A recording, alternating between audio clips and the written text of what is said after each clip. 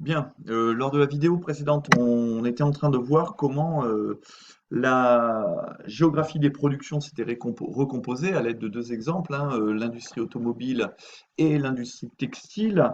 Et je vous avais dit notamment que donc les productions textiles et automobiles s'étaient déplacées vers des pays émergents, hein. Et on voit à travers cette carte, hein, que vous trouvez page 113 de votre manuel, que en fait les pays qui étaient traditionnellement producteurs dans l'industrie textile ou dans l'industrie automobile, eh bien, concentrent et se spécialisent de plus en plus autour des espaces de la haute technologie, hein. Regardez l'Europe de l'Ouest, hein. L'Europe de l'Ouest est vraiment l'espace de la haute technologie, de même que tout le littoral est américain, ainsi que le littoral évidemment ouest américain, avec évidemment la Silicon Valley autour de Sacramento aux États-Unis, hein, ici en Californie. Vous trouvez un peu de haute technologie évidemment en Inde, hein, l'Inde qui est le pays dans le monde qui a peut-être le plus d'informaticiens. Et puis vous trouvez de la haute technologie également le long de la côte sud-est de l'Australie, autour de Sao Paulo, et un petit peu sur les littorales est asiatiques et surtout évidemment au Japon. A contrario, ben, le textile comme l'industrie automobile, qui sont donc des espaces d'industrie manufacturière, eh bien, on voit que par exemple en Europe de l'Ouest, eh bien, on n'en trouve quasiment plus. Un tout petit peu au Portugal et dans le sud de l'Espagne, mais sinon, euh, c'est grosso modo surtout en Europe de l'Est qu'on trouve des espaces d'industrie manufacturière, encore une fois parce que eh bien, on a une main-d'œuvre de meilleur marché et une politique fiscale aussi plus attrayante pour les entreprises qui vont délocaliser, donc transférer leurs unités de production à l'étranger. Vous trouvez des industries manufacturières, ben, toute l'Afrique du Nord, hein, Maroc, Algérie, Tunisie. En Amérique du Sud, vous en trouvez sur le littoral pacifique, vous en trouvez au Mexique et vous en trouvez beaucoup à la frontière américano-mexicaine, hein, avec ce qu'on appelle les maquiladoras, hein, les entreprises américaines qui s'installent à la frontière américaine et qui ont leur équivalente de l'autre côté de la frontière au Mexique et qui leur permet d'avoir une production à des coûts beaucoup moins élevés qu'aux États-Unis. Et évidemment, ces industries manufacturières se concentrent sur le littoral de la Chine, hein, de l'Asie de l'Est, en Inde aussi, dans le golfe de Guinée. Donc un redéploiement vers, comme on disait, hein, l'Asie et l'Afrique notamment. Les espaces d'industrie lourde, hein, ce qu'on appelle l'industrie lourde, c'est notamment l'acier, hein, on en trouve beaucoup autour des Grands Lacs aux États-Unis, même si ces secteurs sont pas mal en crise, on en trouve pas mal en Russie, en Chine aussi autour de Pékin, de nous-mêmes dans le golfe de Guinée. Bon, après, les principaux pays producteurs d'hydrocarbures, là, c'est un peu le hasard qui fait la répartition des ressources en hydrocarbures, hein. Donc, vous savez que la principale région de production d'hydrocarbures, c'est le Moyen-Orient, hein, l'Arabie Saoudite, l'Iran, le Qatar, l'Irak, pas le Qatar, pardon, le Koweït, l'Irak. Alors, le Qatar, si, pour le gaz, mais pas tant pour le pétrole. Euh, voilà pour ce qui en est de ce document. Après, autre document que vous trouvez page 115 de votre manuel, qui vous permet de voir la part des premiers pays exportateurs de produits manufacturés en 2016, hein. Donc, on voit que la Chine arrive au second rang, hein. La Chine au second rang qui produit 18% des exportations de produits manufacturés. Alors, en 2016, elle arrive deuxième, mais deuxième derrière l'Union européenne. L'Union européenne qui, quand même, en 2016, était une union de 28 pays. Donc la Chine arrivait deuxième, elle arrivait par contre largement devant les États-Unis. Et par contre, pour les produits agricoles, on voit que la Chine était quatrième mondiale, hein. Là encore, un classement dominé par l'Union européenne qui nous permet au passage de voir que l'Union européenne est une grande puissance économique, hein, puisqu'elle est le premier exportateur de produits agricoles et de produits manufacturés. Donc en tout cas, Si l'on enlève l'Union européenne, hein, eh bien la Chine est le premier pays exportateur de produits manufacturés dans le monde.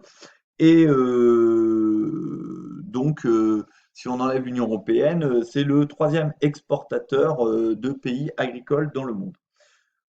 Cependant, il faut un peu nuancer ce bilan parce que la part de la Chine ne cesse pourtant de baisser au profit de nouveaux producteurs, notamment de producteurs asiatiques ou africains. Alors pour l'Asie, par exemple, le Bangladesh, le Vietnam sont des pays de plus en plus exportateurs de produits manufacturés. C'est-à-dire qu'en quelque sorte, ce qu'ils se produisaient en Chine en produits manufacturés il y a 10-15 ans, maintenant est délocalisé plutôt au Bangladesh, au Vietnam, parce que la main-d'œuvre est encore moins chère qu'en Chine. Donc les industries chinoises elles-mêmes ont tendance à délocaliser.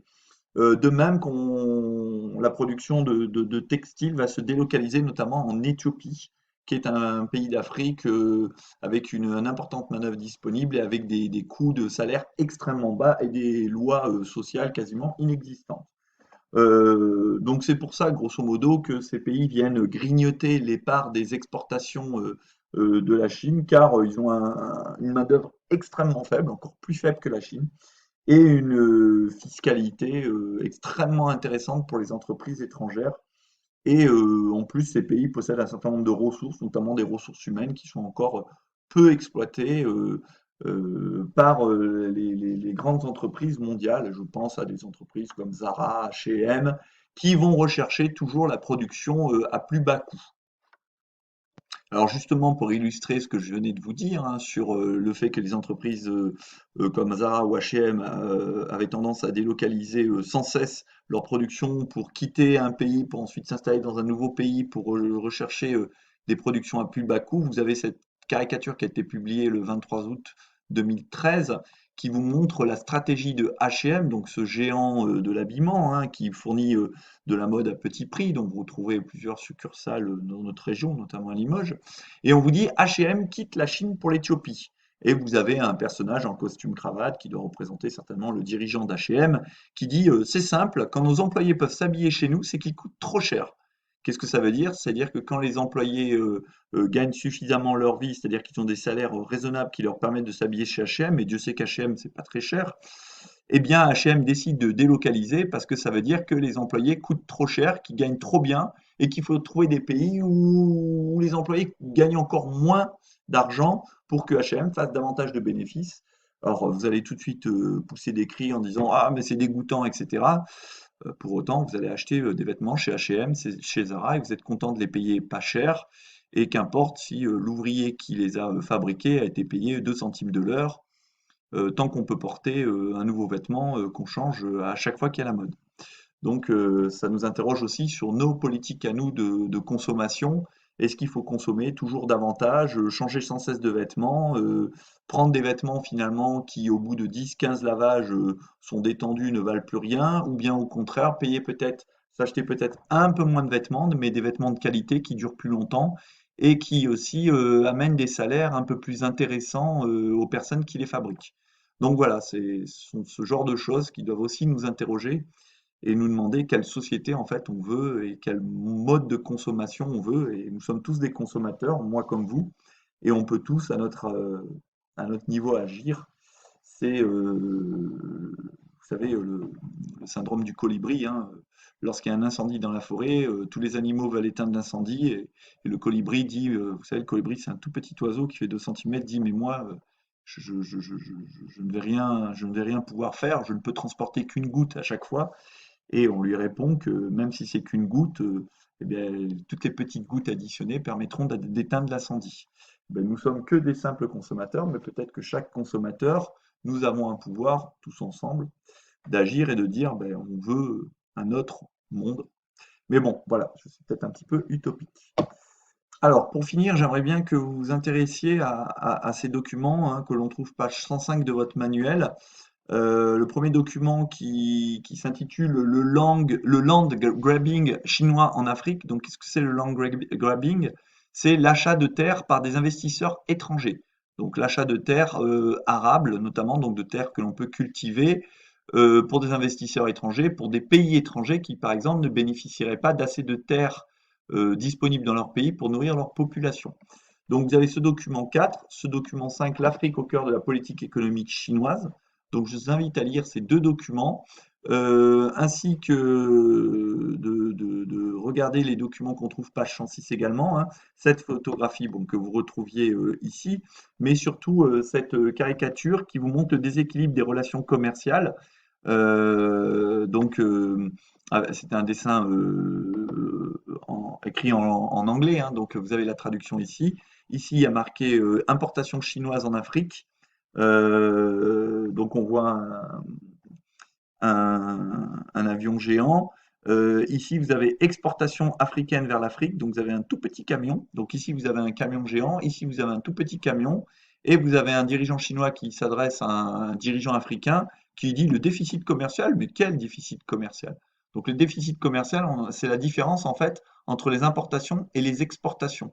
Si vous êtes un pays et que vous importez beaucoup plus que vous exportez, c'est-à-dire que vous vendez beaucoup plus, pardon, que vous achetez beaucoup plus de choses à l'étranger que vous n'en vendez à l'étranger, on dit que vous avez un déficit commercial. C'est-à-dire que votre balance commerciale, qui est la différence entre les importations et les exportations, eh bien que votre balance commerciale est négative. A contrario, si vous êtes un pays qui vendait plus à l'étranger que vous achetez à l'étranger, on dit que votre déficit commercial est positif.